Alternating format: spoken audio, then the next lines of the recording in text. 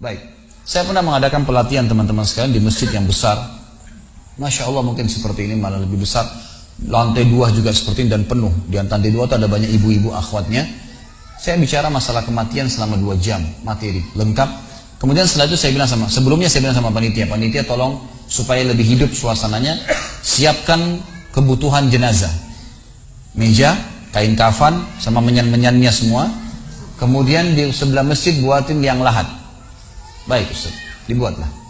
Selesai saya ceramah 2 jam, saya bilang, Bapak Ibu sekalian, saya mau ajak Anda 5 menit coba menjadi jenazah.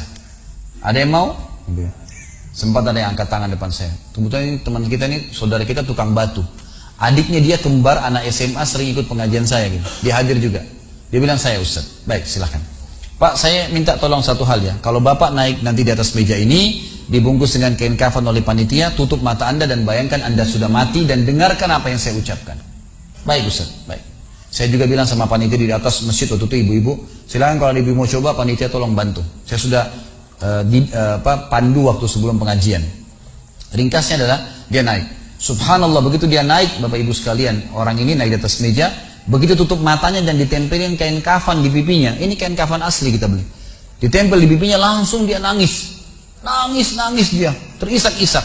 Lalu kemudian panitia taruh tangannya di dadanya, harus dibungkus gitu kan. Lalu saya bilang, Pak, coba renungin sekarang Anda sudah mati dan hiruk-piruk di masjid ini ada orang nangis. Kebetulan adiknya dia yang kembar ini, murid saya, duduk di sebelah kiri kanannya dan membayangkan benar kakaknya meninggal.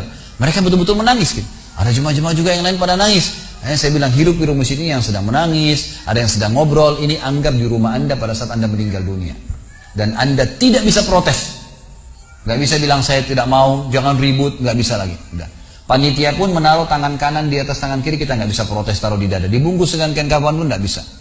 Baik, Pak, bayangkan semua peluang amal saleh yang semestinya Anda bisa kerjakan, sholat malam, sedekah bakti dengan orang tua, baca Quran, sholat berjamaah, yang Anda sia-siakan dan Anda menyesal kenapa tidak kerjakan sekarang. Dan bayangkan semua peluang dosa yang Anda tidak sia-siakan. Kesempatan zina, berzina, kesempatan dusta-dusta, kesempatan riba-riba, semua dikerjakan. Dan Anda tidak sempat taubat dan Allah akan hukum Anda sekarang. Itu Bapak Ibu sekalian, saya tidak karang-karang dia sampai nangis-nangis Bapak ini. Terus dia nangis. Lalu saya bilang, tolong panitia datangkan geranda jenazah. Datangkan.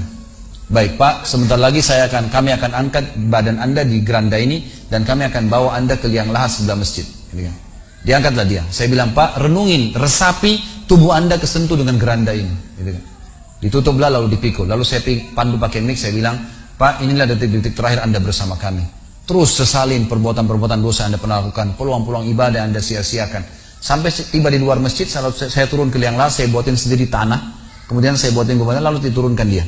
Setelah diturunkan, saya suruh tutup matanya, kemudian ditutup dengan kain. Saya keluar, lalu saya pakai mic, saya bilang, Pak, buka matanya. Inilah rumah Anda sekarang. Walaupun rumah Anda 1000 kali 1000 meter di dunia, kembali ke 1 kali 2 meter. Ini tempat Anda sekarang. Dan sebentar lagi malaikat akan datang menanyakan kepada Anda pertanyaan yang Anda sudah tahu. Selesai. Berapa mungkin sekitar hitungan detik. Ini semua proses kurang dari 5 menit teman-teman sekalian. Lalu saya bilang, buka. Dibuka kain tersebut. Lalu saya bilang, teman panitia bantu. Bapak ini keluar. Keluar dia. Waktu dia keluar dari kuburan, liang lahat itu teman-teman, sempoyongan. Kayak orang yang sudah pusing itu. Keluar. Kemudian saya bawa ke masjid, saya pegang tangannya masuk ke masjid, duduk. Lalu saya kasih mic, Pak, tolong ceritakan pengalamannya kepada jemaah jadi jenazah 5 menit. Itu dia pegang mic, gemetaran. Ustaz, saya tobat, saya durhaka sama orang tua, saya nggak sholat, saya begini. Ini dia lupain, ada ribuan jemaah depannya nih. Dia nangis-nangis, sebutin semua kesalahannya. Semua pada banyak ikut nangis. Dia kayak orang ketakutan betul, gitu kan? Baik, selesai. Saya panggil siapa lagi yang mau coba, 2, 3, 4 orang. Rata-rata semua begitu keadaannya, gitu kan? Alhamdulillah mereka sadar seketika pada saat itu. Lalu kemudian saya bilang, penutupan, ada bahkan ibu-ibu yang coba di atas pingsan, ibu itu. Kita bukan nakut-nakutin, dan memang saya praktekin. Lalu saya bilang begini, Bapak Ibu sekalian, sebagai penutup acara saya bilang pada saat itu, bahwasanya ini hanya praktek jadi jenazah. Tapi ini ya akan datang satu waktu Anda dibungkus kain kafan tidak bisa kembali lagi.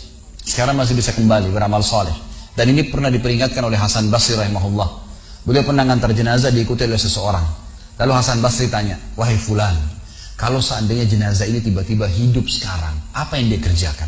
Kata orang ini, tentu dia akan sholat, dia akan puasa, dia akan ngaji, dia akan kerjakan ibadah-ibadah. Kata Hasan Basri, kenapa? Dia bilang karena dia sudah mati, dia tahu nilainya ibadah itu. Kata Hasan Basri, yang kau ucapkan benar, tapi yang di depan matamu ini tidak bisa hidup lagi.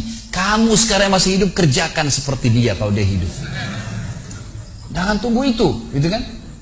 Ingat teman-teman, pujian teman, ancaman teman, atau orang sekitar kita, hanya sepanjang lidahnya. Kamu hebat ya, kamu kaya ya, kamu gagah ya, kamu cantik ya, sepanjang lidahnya demi Allah. Mau apa itu? Apa yang mau direbut? Orang-orang setengah mati sholat malam sejam, 2 jam, besok ceritain ke orang hanya butuh pujian sepanjang lidah dia. Untuk apa? Teman-teman yang suka riak nih, saya ajarin caranya gampang. Ada caranya gampang. Kalau anda besok pagi mau cerita kepada teman-teman anda di kantor atau tempat, saya tadi malam sholat malam, gak usah tunggu besok pagi setengah mati, ngantuk-ngantuk nanti malam bangun. Jam 2 malam sebentar, datangin rumah teman yang jadi target, ketok pintunya, nih saya mau sholat, lihat ya. Selesai, gitu kan. Untuk apa nunggu besok setengah mati, gitu kan. Gak ada gunanya riak, pujian orang sepanjang lidahnya, jangan, gitu kan. Gak ada gunanya.